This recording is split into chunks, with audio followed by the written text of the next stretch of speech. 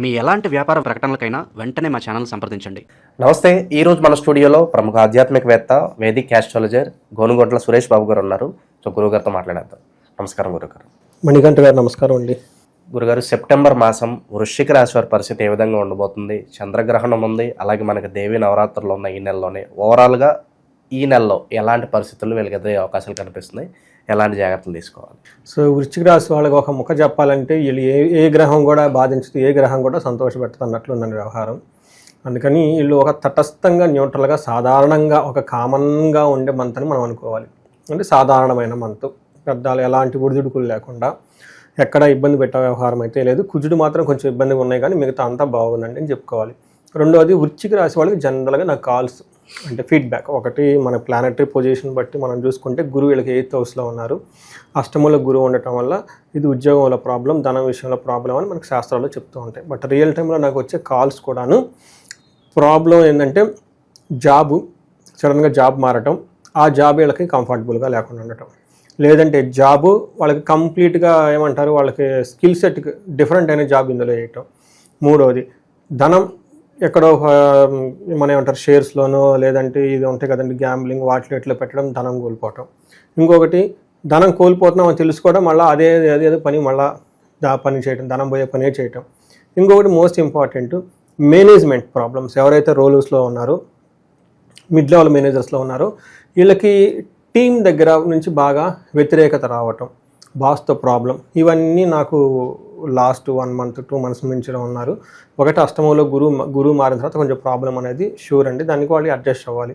అయితే ఈ టైంలో మనం కనుక ఫస్ట్ ఈ మంత్లో కనుక చూసుకుంటే, సెప్టెంబర్ మంత్లో చాలా వరకు వీళ్ళకి అనుకూలంగా ఉండే అవకాశం ఎక్కువగా ఉంది. ఎందుకంటే గురువుకి విపరీత వేద ఉండటంతో గురువు వీళ్ళకి ఇబ్బంది పెట్టట్లేదు. రెండోది, ఏ గ్రహాలు ఇబ్బంది పెడుతున్నాయో అవన్నిటికి వేద వచ్చేసి వీళ్ళకి ఇబ్బంది కలిగించట్లేదు. ఎవరైతే సపోర్ట్ చేస్తున్నారో ఆ గ్రహాలు కూడా వేద వచ్చి ఆ గ్రహాలు కూడా సపోర్ట్ చేయట్లేదు. అంటే ఒక రకంగా చెప్పాలంటే వీళ్ళని పెద్దగా ఇబ్బంది పెట్టేవాళ్ళు ఎవరు లేరు, పెద్దగా సంతోష పెట్టేవాళ్ళు కూడా ఎవరు లేరు. ఒక నార్మల్గా వెళ్ళిపోతుంది. At least down to line 2 months అని మనం అనుకోవాలి. వీళ్ళ అదృష్టం బాగుండి ఈవెన్ గ్రహణం కూడా వీళ్ళకి అనుకూలంగానే ఉంది. అయితే ఈ గ్రహణాన్ని కనుక వీళ్ళు స్పిరిచువల్గా ఈ టైంలో కనుక చేసుకోగలిగితే బాగుంది అని చెప్పేసి కామన్గా వదిలేసుకుంటూ ఉండకుండా ఆధ్యాత్మికంగా మీరు చెప్పినట్లు ఫస్ట్ ప్రయారిటీ ఏంటంటే, మనకి న్యాచురల్గా పండగల రూపాయలలో ఎన్నో రెమెడీస్ ఉంటాయండి. చక్కగా భక్తిగా, శ్రద్ధగా, ఫ్యామిలీతో అందరు కలిసేసి పండగలు చేసుకుంటేనే పెద్ద రెమెడీ మనకి. ఇందులో భాగంగా మీరు చెప్పిన విధంగా గ్రహణం ఉంది. గ్రహణాన్ని పట్టు విడుపుల దగ్గర నుంచి ఒక ఓం నమః శివాయ మంత్రం తీసుకోవటం, వీళ్ళు పర్టికులర్గా గురువుకు సంబంధించిన మంత్రం ఏదైనా కనుక తీసుకొని, దత్తాత్రేయ మంత్రం కానీ ఓం గురవే నమః మంత్రం తీసుకొని బిగినింగ్ నుంచి ఎండ్ వరకు, అది 2 hours 38 minutes ఏముంటుంది, ఆ మంత్రాన్ని చాంట్ చేసుకుంటూ కనుక కూర్చొని ఆ మంత్రం సిద్ధించే దోషం అంతా పోతుంది. అది ఈజీగా ఇంట్లో ఉండి చేసుకునే రెమెడీ. ఇంకొక బెస్ట్ రెమెడీ, మీరు దేవీ నవరాత్రులు స్టార్ట్ అవుతున్నాయి 9 days కనుక వాళ్ళు ముందుగానే, అంటే ఆ 9 days వీళ్ళు దీక్ష పాటించాలంటే ముందుగానే ఒక 1 week 10 days ముందు దానికి కావాల్సిన అంతా చేసుకొని చక్కగా చేసుకున్న తర్వాత మనకి పితృపక్షాలు ఉన్నాయి. ఇది మనకి 8th నుంచి స్టార్ట్ అవుతున్నాయి. అగైన్ అడగకుండా ఇమీడియట్లీగా మనకి సాటిస్ఫై అవ్వాలంటే పితృదేవతలు. కొంతమందికి ఆ ఆచారం ఉండదు, కొంతమంది పట్టించుకోరు. కానీ ఈ టైంలో ఈ 15 days పితృదేవతలకి మీరు చిన్న తర్పణం చేయటం, మీరు తినబోయే ముందు భోజనం వాళ్ళకి సమర్పించటం, కాకులకు పెట్టడం, ఇలా ఏమైనా కనుక చిన్న పనులు కనుక తీసుకుంటే వాళ్ళ కనుక మీరు భక్తి శ్రద్ధలతో కనుక చేసుకోగలిగితే ధనము, పిల్లలకి కావాల్సిన పోషణ శక్తి, తర్వాత వాళ్ళని ఎలా పెంచుకోవాలి, మీ పిల్లలు మీ మాట వినటం, ఇవన్నీ మీకు సిద్ధిస్తాయండి, న్యాచురల్గా సిద్ధిచ్చేస్తాయి. ఇవందరూ చేసుకోవాలని చెప్పేసి మనం కోరుకుంటూ డీటెయిల్స్ చూద్దాం వృశ్చిక రాశి వాళ్ళకి ఎలా ఉందో. ఇందులో నక్షత్రాలు కనుక చూసుకుంటే మనకి విశాఖ 4వ పాదం, అనురాధ 1, 2, 3, 4 పాదాలు, జ్యేష్ఠ 1, 2, 3, 4 పాదాలు అంతా మనకి వృశ్చిక రాశిలో ఉంటారు. పేరు బలం కనుక మనం చూసుకుంటే వీళ్ళకి తో, నా, నీ, ను, నే, నో, యా, ఈ, యు, ఈ లెటర్స్ అంతా మనకి పేరు బలం ప్రకారం వృశ్చిక రాశిలో ఉంటారు. గ్రహాలు మనం కనుక చూస్తే 4 గ్రహాలు మారుతున్నాయండి. ఫస్ట్ది సింహరాశిలోకి కుజుడు మారుతూ ఉన్నారు, శుక్రుడు మారుతూ ఉన్నారు 15వ తారీఖున. తర్వాత 17వ తారీఖు సూర్యుడు వచ్చేటప్పుడు కన్యరాశిలో, బుధుడు కూడా 15వ తారీఖు సేమ్ కన్యరాశిలోకి మారుతూ ఉన్నారు. తులారాశిలోకి కుజుడు మారుతూ ఉన్నారండి 15వ తారీఖున. వీటిలో మేజారిటీ ఆఫ్ గ్రహాలు మనం కనుక చూసుకుంటే 13, 15, 17 మారుతూ ఉన్నప్పుడు దీనికి ముందు దీని తర్వాత అన్నట్లు ఉంటుంది అనమాట. అయితే దీనికి ముందు అంతా కూడా వేద విపరీత వేద ఉండటం వల్ల ఎలాంటి గ్రహం కూడా వీళ్ళకి పెద్ద రిజల్ట్ అయితే ఉండదు, అలా అని పెద్ద ఇబ్బంది పెట్టే పరిస్థితి కూడా ఏముండదు. అయితే మారిన తర్వాత, గ్రహాలు మారిన తర్వాత కొన్ని విషయాలు వీళ్ళకి కొంచెం అనుకూలంగా ఉండే అవకాశం ఎక్కువ ఉంది. ఫస్ట్ మీరు కనుక చూసుకుంటే విత్త లాభం సూర్యుని వల్ల వీళ్ళు ధన ప్రవాహం వచ్చే అవకాశం ఎక్కువగా ఉంటుంది. ఆర్థికంగా శారీరకంగా చాలా పుష్టిగా ఉంటారు. అయితే 10వ ఇంట్లో శుక్రుడు ఉండటం వల్ల వివాదాలు గొడవలయ్యే అవకాశం ఎక్కువగా ఉంది. ఇది కూడాను ప్రొఫెషనల్ మ్యాటర్స్లో మనం చెప్పుకోవాలి. అయితే వాటిని అంత పెద్ద సీరియస్గా తీసుకునే అవసరం లేదు. ఒక స్టెప్ మీరే బ్యాక్ తీసుకొని అదేదంటా చూసి చూడనట్లుగా అలా కొన్నిసార్లు వదిలేయటం నేర్చుకోవాలంటే ప్రతిదానికి రియాక్ట్ అవ్వకుండా ఇలా చేసుకుంటూ వెళ్ళిపోతూ ఉంటే చాలా బాగుంటుంది. వీళ్ళకి బుధుడు ఎవరైనా 11th హౌస్లో ఉండడంతో పుష్టిగా ఉంటారు అని చెప్పుకోవచ్చు అనమాట. అంటే ఒక రకంగా మనం ఒక ఓపెన్ స్టేట్మెంట్ అంటే ఏ గ్రహం కూడా అంత విపరీతంగా వీళ్ళకి వావ్ అన్నట్లు ఏమి ఉండదు. ఎలా అని ఏది ఇబ్బంది పెట్టా కూడా అయ్యో అన్న ఉన్న స్థితిలో అయితే ఏమి లేదు ఉన్న గ్రహాలని. సూర్యుడు వీళ్ళకి 11th హౌస్లో ఉండటంతో జనరల్గా బాగా యోగ్యతనివ్వాలి. ఏ విధంగా అంటే అర్ధాచ స్వకులాచార గృహే నిత్యోత్సవం నిత్య మాధుర్య భుక్తిచ్చ లాభే చేకాదశ రవ్వే అని చెప్తారు. అంటే 11వ ఇంట్లో కనుక రవి ఉంటే ఏమవుతుందంటే స్వకులాచార ఇంట్లో ఉన్న పండగలు చేయటం, ఫెస్టివల్స్ చేయటం, మన ఇంట్లో ఉన్న అనాదిగా వస్తున్న ఆచారాలన్నిటిని చక్కగా మనం ఫాలో అవ్వటం ఇవన్నీ చేస్తూ ఉంటాం. గృహంలో నిత్య ఉత్సవము ఎప్పుడు ఏదో ఒక సెలబ్రేషన్స్ ఉండే అవకాశం ఎక్కువగా ఉంటుంది. నిత్య మాధుర్య భుక్తిచ్చ మంచి భోజనం తింటాం, స్వీట్స్ తింటాం, ఇవన్నీ చక్కగా ఎంజాయ్ చేసి హెల్తీగా ఉంటారు. వీళ్ళు చెప్పిన మాట 10 మంది ఎన్నో ఉంటారు. వీళ్ళ దగ్గరికి వేరే వాళ్ళ అడ్వైజెస్ గురించి వస్తూ ఉంటారు. సో ఒక్క విషయంలో పెద్ద పెద్ద ప్లానింగ్లు చేసేటప్పుడు ఈ టైంలో చేయకుండా అవాయిడ్ చేస్తే చాలా బాగుంటుందని మనం తెలుసుకోవాలి. వీళ్ళకి కుజుడు 11వ ఇంట్లో ఉండటం వల్ల ఇది ఒక్కటి మాత్రం వీళ్ళకి కొంచెం డ్రాబ్యాక్ అని చెప్పుకోవాలి. అయితే దీంట్లో బెనిఫిట్ కూడా ఉంటుంది. ఒకటి ధన ప్రవాహం వీళ్ళకైతే బాగుంటుంది, మనీ విషయంలో చాలా బాగుంటుంది. అయితే మానసిక ఒత్తిడి ఎక్కువగా ఉంటుంది. వీటితో పాటు ప్రవాస వ్యాధి పీడాంచైవ భండు వైర్య ధనక్షయం దేహ పీడాంచ సంచారం ద్వాదశ స్థానకే కుజ అని చెప్తారు. 12వ ఇంట్లో కనుక కుజుడు ఉంటే దేహ పీడాం ఏమంటారు శారీరకంగా ప్రాబ్లం వచ్చే అవకాశం ఎక్కువగా ఉంటుంది. హెల్త్ కొంచెం ఇబ్బంది పడే అవకాశం ఎక్కువగా ఉంటుంది. దీంతోపాటు ధనక్షయం ధనం విపరీతంగా కోల్పోయే అవకాశం ఎక్కువగా ఉంటుంది. ప్రవాసం అంటే ఫారిన్ వెళ్ళే అవకాశం లేదంటే ఇంట్లో ఉండకుండా ఫారిన్ రిలేటెడ్ పనులు చేయటం, వేరే దూరంగా వెళ్ళి పని చేయటం ఇలాంటివన్నీ వచ్చే అవకాశం ఎక్కువగా ఉంటుంది.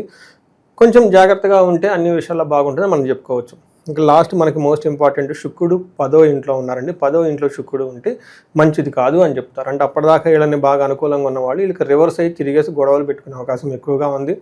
పర్టికులర్ జెంట్స్ అయితే లేడీస్ తోటి, లేడీస్ అయితే జెంట్స్ తోటి కొంచెం ఏమని చెప్తారంటే వెకులం అంటే ఏదో ఒక బాధపడే ఉండే అవకాశం ఎక్కువగా ఉంటుంది. పర్టికులర్గా ఇందాక చెప్పుకున్న విషయాల్లో వెకులం చైవ నిస్సత్వం అర్ధానాశం రిపో భయం స్త్రీ సౌఖ్య హాని మాప్నోతి దశమేద్ భవేద్ భృగో అంటారు. బేసికల్గా స్త్రీలతో సౌఖ్యంగా అలాంటి ఏమైనా ఉంటే అలాంటి లేకుండా పోయే అవకాశం ఎక్కువగా ఉంటుంది. జెంట్స్తో కూడా ఇదే పరిస్థితి జరిగే అవకాశం ఎక్కువగా ఉంటుంది. రిపో భయం శత్రు భయం ఉంటుంది. అంటే నిస్సత్వం ఏమీ చేయలేని ఒక పరిస్థితిలో ఉండే అవకాశం ఎక్కువగా ఉంటుంది. ఇది కూడా బేసికల్గా లవ్కి సంబంధించి, రొమాన్స్కి సంబంధించిన విషయాల్లో, లేడీస్కి సంబంధించిన విషయాల్లో, లేడీస్ అయితే జెంట్స్కి సంబంధించిన విషయాల్లో, ఇంటర్పర్సనల్ స్కిల్స్కి సంబంధించి ప్రాబ్లమ్స్ వచ్చే అవకాశం ఎక్కువగా ఉంటుంది.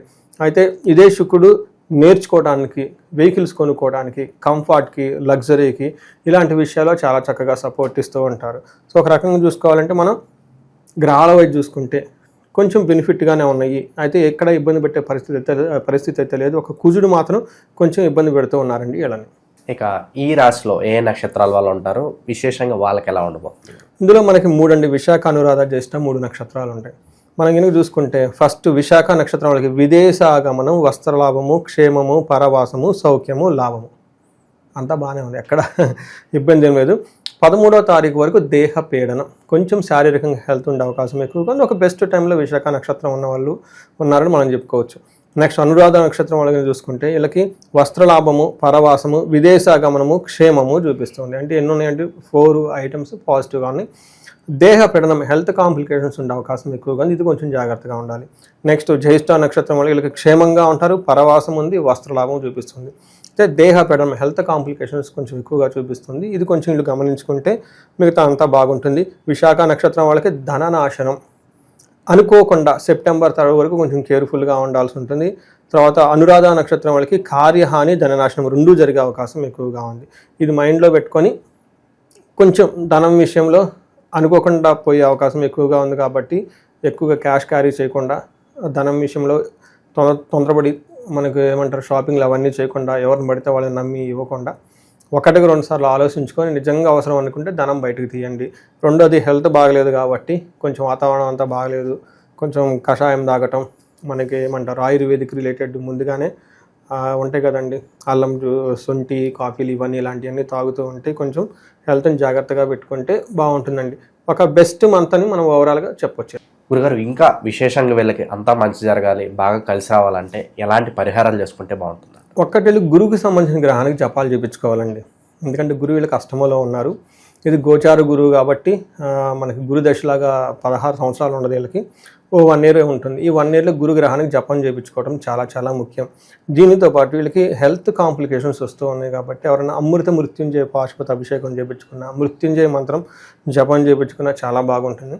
వీటితో పాటు ధనానికి ఇంకెవరికన్నా ఇబ్బంది పడుతుంటే మహాలక్ష్మి విశేష హోమం చేయించుకోమండి, చాలా చక్కగా బాగుంటుంది. అంతేకాకుండా వీళ్ళకి కుబేరు పాశుపత అభిషేకం అని ఉంటుంది. ఇది ఇప్పుడు కొన్ని మంచి రోజులు కాబట్టి ఈ టైంలో చేసుకుంటే వీళ్ళకి చాలా చక్కగా కలిసి వస్తుంది. అందులో దీపావళి పండుగ కూడా రాబోతూ ఉంది, అమ్మవారి నవరాత్రులు ఈ టైంలో చేసుకుంటే వీళ్ళకి చాలా చక్కగా కలిసి వస్తుంది. ఇవన్నీ చేసుకోండి. ఇవి కాకుండా ఇంకెవరికైనా భార్యాభర్తల మధ్య ప్రాబ్లమ్స్ ఉన్నా, లేదంటే పిల్లల చదువులకు సంబంధించిన ప్రాబ్లమ్స్ ఉన్నా, ఎలాంటి ప్రాబ్లమ్స్ ఉన్నా ఒకసారి వాళ్ళ జాతకం చూపించుకుంటే మనకి ఆ జాతకాన్ని చూసి ఏ రెమెడీస్ చేసుకుంటే బాగుంటుందని మనకు సజెషన్ ఇవ్వడానికి అవసరం అవుతుందండి. సో ఓవరాల్గా ఈ నెల ఈ రాశి వాళ్ళకి ఏ విధంగా ఉండబోతుంది అనేది మీ మాటలో చాలా బాగా వివరించారు. ధన్యవాదాలు. ధన్యవాదాలండి.